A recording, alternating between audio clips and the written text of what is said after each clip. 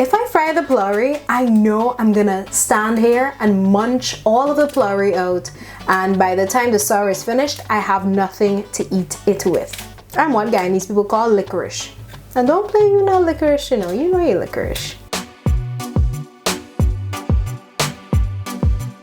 What's going on? I wanted to firstly start off by saying a huge thank you for supporting my last video. I got such a great response to the roti and baigan choka. You guys really seem to enjoy it, and it's just motivating me more to continue on with this Trying Guyanese Food series on my channel. It's not really a series, but I don't want to commit to that just yet, but I will make it a staple on my channel, as I said in my previous video. Anyways, moving on. In today's video, I wanted to share with you yet another Guyanese recipe, a true classic, which is Pholourie and mango sour. I got this recipe also from Alica's Pepperpot. I tagged her in my last video because I did get the recipe from her, and she was so kind.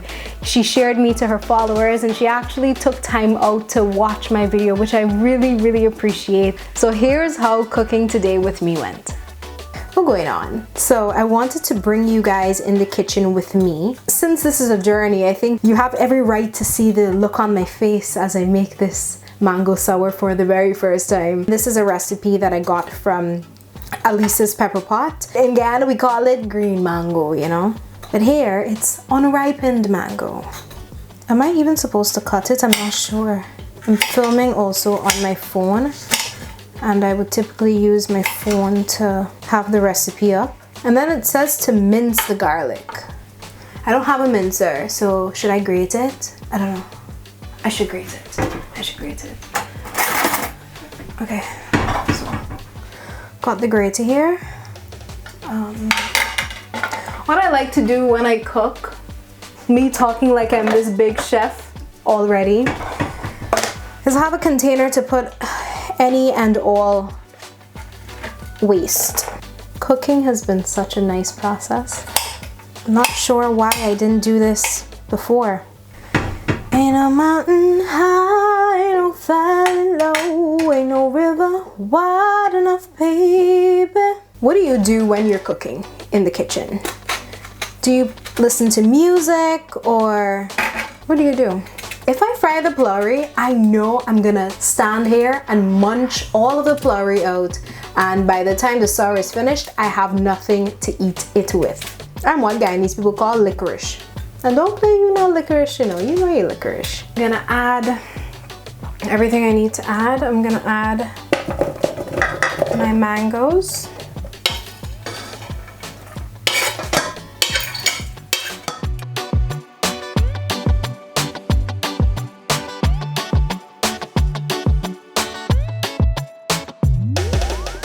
So this is how the sour is looking, the mango sour. So I feel like I didn't peel it properly, and that's why you can see some purplish, dark looking bits on the ends here. So next time I guess I have to peel it properly. But I thought that I peeled it well. Clearly I did not. Oh, starting to fog up there. So my mango sour unfortunately didn't have that nice yellow color, but I'm convinced it's a problem with the mangoes in the UK. That's what I'm gonna say. Anyways, we're gonna move on to the ingredients for the Pholourie mixture itself. You can screenshot this. It's from Alica's Pepperpot, of course, and I had soaked my split peas overnight, of course, and now I'm just putting it in my magic bullet and blending it with my Scotch bonnet peppers, because you know I don't have weary peppers here, and of course my garlic. I'm gonna add the water and blend all of that up until it reaches the desired consistency. Hear me talking like a real chef.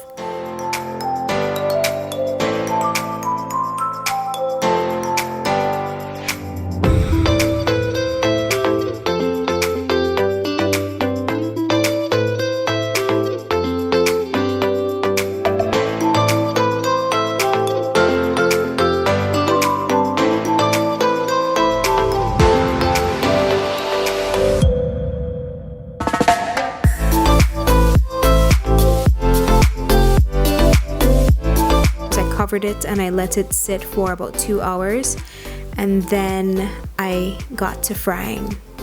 Yes, basically how we're looking. And then I will add oil to my pan.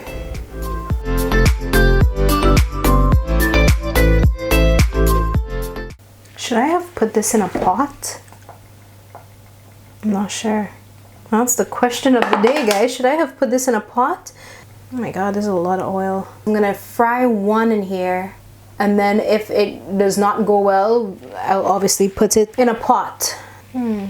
That's a lot of oil. Fist down, and needs to drop through my thumb and my index finger.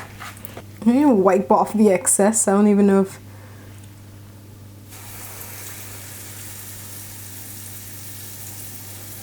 Is that fine?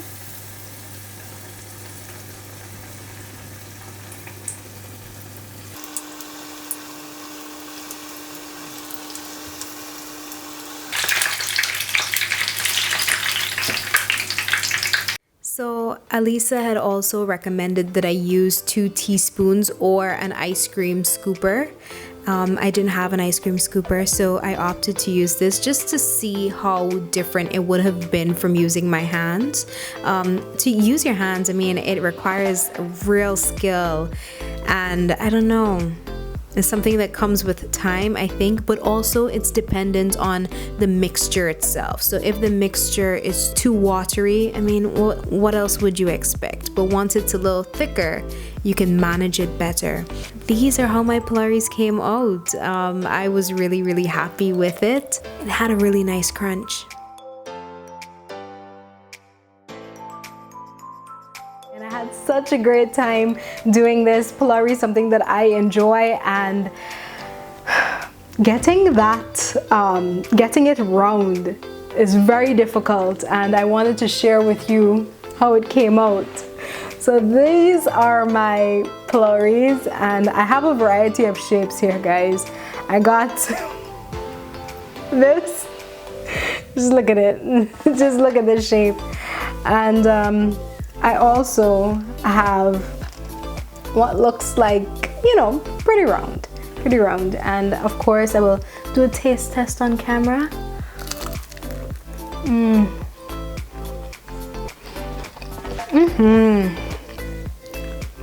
Yeah, I think this was a success. For more recipes by Alica's Pepperpot, you can check her website at www.alica'spepperpot.com, and I will also leave it in the description box below. Tell me how you think I did on a scale from 1 to 10, and also let me know what Guyanese recipes I should try next.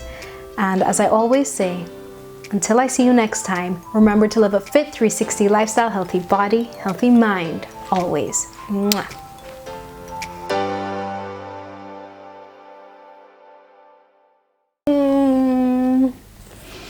Taste of home.